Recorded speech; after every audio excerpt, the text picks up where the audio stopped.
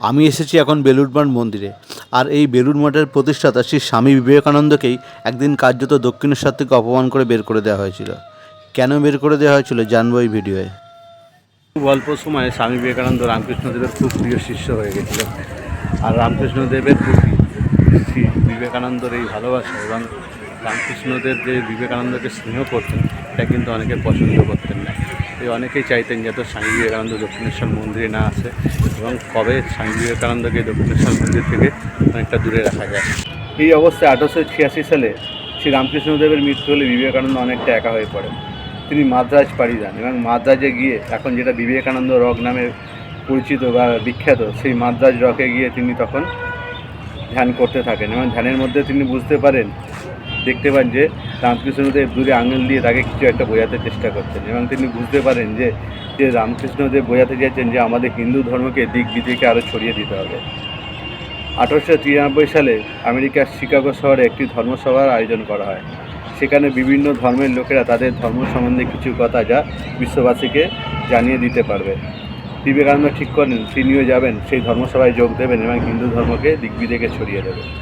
স্বামীজির শিকাগো শহরে ধর্মসভায় যোগ দেওয়া কিন্তু সহজ ছিল না, কারণ স্বামীজিকে অনেক প্রতিকূলতা পেরিয়ে শিকাগো শহরে পৌঁছতে হয় এবং পৌঁছে ধর্মসভায় যোগ দেওয়ার আগে দিশেহারা হয়ে পড়েন।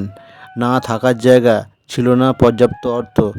খিদের তাড়নায় তিনি এই রকম একটি রাস্তাতেই বসে পড়েন। সেই সময় মিস মার্গারেট নোবেল, যিনি এখন ভগ্নী নিবেদিতা নামে খ্যাত, তিনি কিন্তু স্বামীজিকে ওই রাস্তা থেকে তুলে নিয়ে গিয়ে শিকাগো শহরের ধর্মসভায় যোগ দেওয়ার ব্যবস্থা করে দিয়েছিলেন এবং স্বামীজি যেন খুব ভালোভাবে ওই ধর্মসভায় বক্তৃতা দিতে পারেন তার ব্যবস্থা কিন্তু ভগ্নী নিবেদিতা করেছিলেন। স্বামী বিবেকানন্দ ছিলেন একজন সন্ন্যাসী, তার পক্ষে কিন্তু শিকাগো শহরে পৌঁছানো সহজ ছিল না। কারণ হচ্ছে প্রচুর অর্থ প্রয়োজন ছিল এবং তার প্রতিকূল পরিবেশ, কারণ হচ্ছে আমেরিকায় যথেষ্ট ঠান্ডা।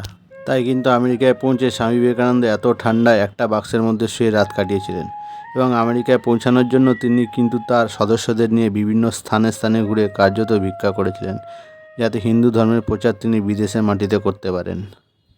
1993 সালে স্বামী বিবেকানন্দ শিকাগো শহরে সেই বক্তৃতা সারা দেশ তথা সারা পৃথিবীকে তোলপাড় করেছিল। সারা ভারতবর্ষের নাম এবং হিন্দু ধর্মের প্রতি যে মানুষের অনুরাগ কিন্তু স্বামী বিবেকানন্দর জন্য সারা বিশ্বে ছড়িয়ে পড়েছিল, কিন্তু তা সত্ত্বেও স্বামী বিবেকানন্দ নিজের দেশে এসে কিন্তু সেই সম্মান পায়নি। একসময় স্বামী বিবেকানন্দ এবং তার সদস্যদের দক্ষিণেশ্বর থেকে কার্যত তাড়িয়ে দেওয়া হয়।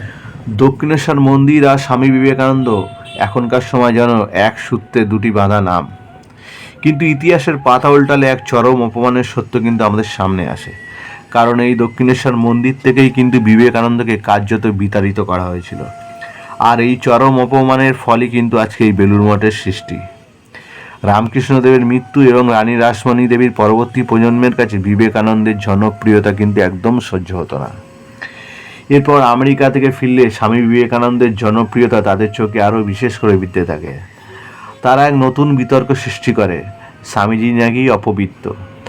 কারণ হিসেবে বলেন যে বিদেশিদের সাথে থাকা খাওয়া মেলামেশার কারণে স্বামী বিবেকানন্দ জাত হয়েছেন। এরপর শুরু হয় মন্দিরে প্রবেশের বাধা, প্রায় অপমান করে বের করে দেওয়া হয় স্বামীজিকে। এই ঘটনা কিন্তু স্বামীজিকে গভীরভাবে ব্যথিত করে। স্বামীজি এই অবস্থায় আশ্রয় নেয় বড়নগরের একটি ভাঙা বাড়িতে। ইতিহাস সাক্ষী আছে যে ছোট মানসিকতা চিরকাল কিন্তু মহানদের বাধা দেওয়ার চেষ্টা করে, আর সেই বাধা পেরিয়ে কিন্তু মহানতার জয় চিরকাল। সেদিন যদি বিবেকানন্দকে চরম অপমান করে মন্দির থেকে বের করে না দেওয়া হতো, কিন্তু দক্ষিণেশ্বরের অপর প্রান্তে জ্বলতে থাকা দীপশিখার মতো এই বেলুড় মঠের সৃষ্টি হতো না।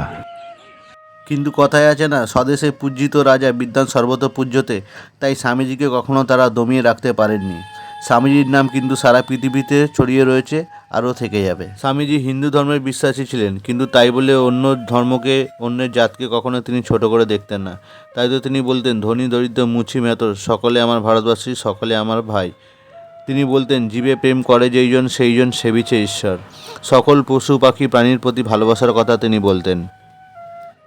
মঠের এই প্রধান মন্দিরের পাশের এই বাড়িটিতেই স্বামী বিবেকানন্দ একসময় কিন্তু তার সদস্যদের নিয়ে বাস করতেন এবং পুরো বেলুড় মঠটাকে কিন্তু তিনি পরিচালনা করতেন। আর এই বাড়িটির ওপরের দোতলার ঘরটিতে স্বামী বিবেকানন্দ মাত্র 39 বছর বয়সে 1902 খ্রিস্টাব্দের 4 জুলাই তিনি কিন্তু দেহ রাখেন। বা পরলোক গমন করেন। এই ঘরটিতে কিন্তু স্বামীজির ব্যবহৃত সমস্ত জিনিস, এমনকি খাট বিছানাও কিন্তু এখনও পাতা রয়েছে স্বামীজির জন্য। অনুমতি না থাকার কারণে কিন্তু এই ঘরের ভিডিও তোমাদের সামনে আমি তুলে ধরলাম না। এই মঠ কিন্তু কোনো ধর্মকে আলাদা করে বিভাজন করেনি। স্বামীজি এই মঠকে সব ধর্মের মানুষের জন্য মিলনক্ষেত্র হিসেবে তৈরি করেছিলেন। তাই তো এই মঠ প্রতিষ্ঠা করে স্বামী বিবেকানন্দ রামকৃষ্ণদেবের মৃত্যুর পরে কিন্তু রামকৃষ্ণদেবের এই মূর্তি কিন্তু এই মন্দিরে স্থাপন করেছেন। সর্বধর্ম মিলিয়ে এই মন্দিরকে বিভিন্ন দিক থেকে কিন্তু বিভিন্ন ধর্মের স্মারক হিসেবে দেখা যায় এবং এই মন্দিরের রং সাদা, যা শান্তির প্রতীক, এবং গেরুয়া, যা ত্যাগের রঙের মিশ্রণে কিন্তু এই মন্দিরের রং করা হয়েছে। আশা করি এই মঠ পরিচালনায় থাকা সদস্যরা স্বামীজির পথ ধরে এগোবেন, নাকি স্বামীজির তৈরি করা এই প্রতিষ্ঠানকে তারা ব্যক্তিগত স্বার্থে ব্যক্তিগত সুবিধায় উপভোগ করবেন।